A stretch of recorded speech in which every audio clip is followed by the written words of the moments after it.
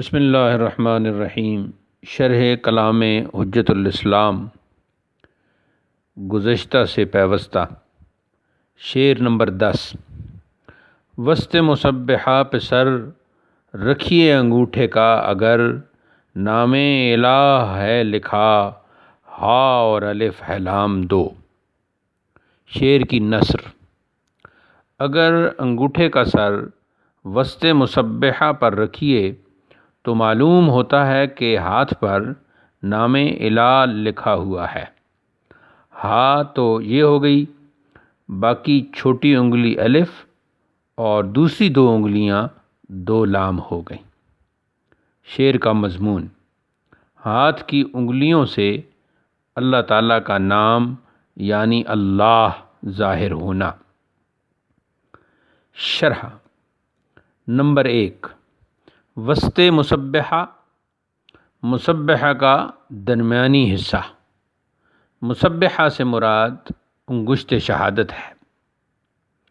Number 2، نام الہ، معبود کا نام، یعنی لفظ اللہ کی خطی صورت و ہیئت، نقش نام خدا۔ نمبر 3، حضرت شاعر نے ہاتھ کی بناوٹ کو سامنے رکھتے ہوئے ایک نیا اور نادر مضمون نکالا ہے، جس کی تفصیل یہ ہے کہ اگر کوئی شخص اپنی شہادت والی انگلی کے وسط یعنی درمیانی حصہ میں اپنے انگوٹھے کا سر رکھے تو ہاتھ نام الہ بن جاتا ہے، یعنی لفظ اللہ ظاہر ہوتا ہے۔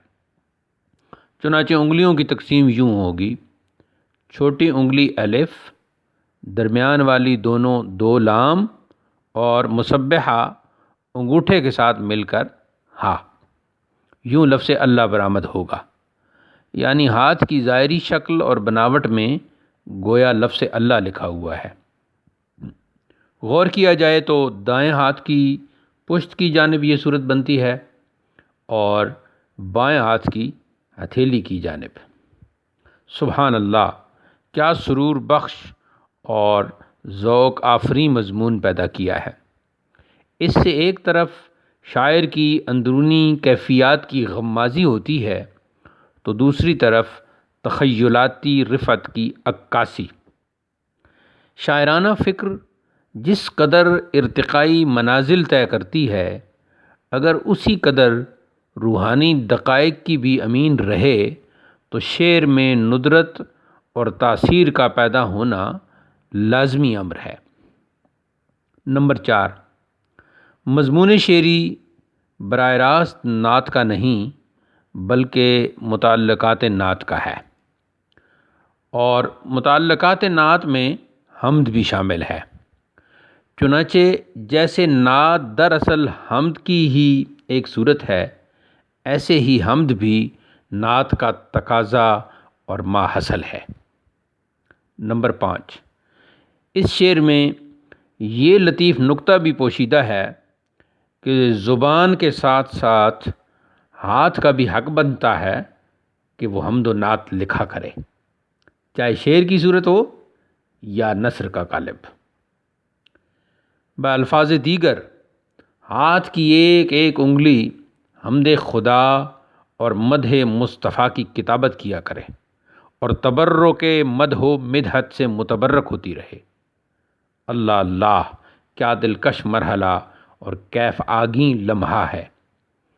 الفاظ کیفیت کو بیان کرنے سے عاجز ہیں، بلکہ زبان حال کو ترجیح دے رہے ہیں، اور یہ بات اہل حال پر ہی کھلتی ہے۔ وَلَنِعْمَ مَا قِیل، ذوق این میں نہ شناسی، بخدا تا نہ چشی۔ اہل دل کا کلام بلاغت نظام تو ہوتا ہی ہے، معارف التزام بھی ہوتا ہے۔ کوئی شعر ہو یا کوئی شذرا، ہر جگہ معانی کی دھنک دکھائی دیتی ہے۔ نئے سے نئے مطالب کا دبستان کھلتا ہے۔ قاری و سامع کا عرفانی ذوق نکھرتا اور نشو و نما پاتا ہے، اسے روحانی لطافت کی آگہی ملتی ہے وہ کلام کے ظاہری و معنوی نور سے مستنیر ہوتا ہے، اسے لفظوں کی گراں بہائی نظر آتی ہے، وہ متکلم کے اسلوب سے حظ اٹھاتا ہے۔ ایسے میں متکلم بھی اسے یہ کہتا نظر آتا ہے، باسرود حوریاں پہلو زند، لفظ کاں در شیر من یا بد محل۔ نمبر 6، مضمون کی جدت و ندرت۔ اگرچہ گزشتہ اشعار بھی اپنے اندر کئی خصوصیات رکھتے ہیں، مگر یہ شعر اور اس کے بعد کے 2-3 شعر جدت و ندرت کا خوبصورت نمونہ ہے۔ ندرت کی توضیح کے لیے ہم اپنی ہی ایک دوسری کتاب سے اقتباس پیش کرتے ہیں۔ شعر میں ندرت کیا ہوتی ہے، بطور مثال 1-2 شعر ملاحظہ کیجیے۔ حضرت امیر مینائی کا شعر ہے، کچھ ان کو زیب گوش کی حاجت نہ تھی مگر، کچھ ان کو زیب گوش کی حاجت نہ تھی مگر، منظور پرورش تھی کہ گوہر یتیم تھا۔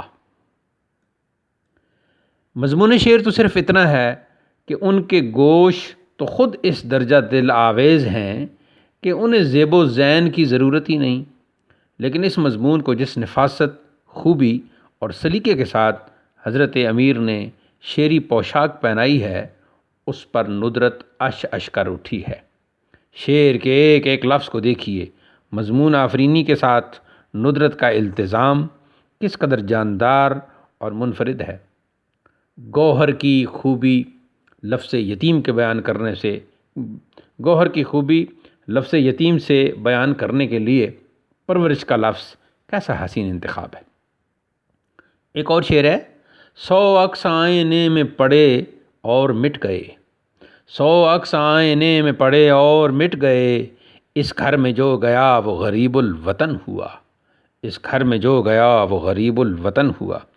اس شعر میں جدت تو ہے ہی، مگر ندرت کے کیا کہنے۔ جناب امیر ہی کا ایک اور شعر دیکھیے جس میں ندرت اپنی آب و تاب کے ساتھ جلوہ گر ہے۔ ازل سے طبع ملاحت پسند رکھتا ہوں، چھڑک لیا تھا نمک میں نے شیر مادر پر، ازل سے طبع ملاحت پسند رکھتا ہوں، چھڑک لیا تھا نمک میں نے شیر مادر پر۔